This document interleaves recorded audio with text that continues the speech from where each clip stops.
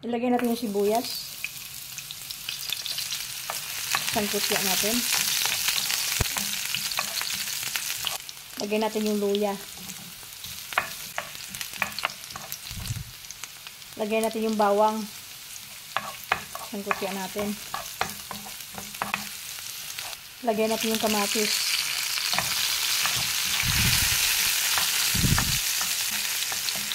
Palabasin natin yung katas ng kamatis para po masarap. Lagyan natin ng kunting patis. Paminta. Haluin natin. Lagyan natin ng tubig. Takpan po natin. Tapos pakuluin. Lagay po natin yung miswa.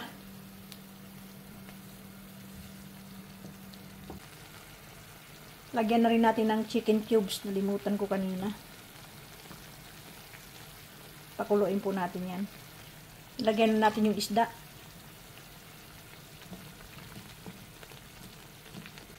Lagyan na rin natin yung patola.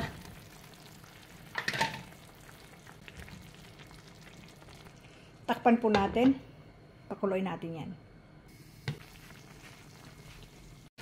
Tikman po natin. Sarap.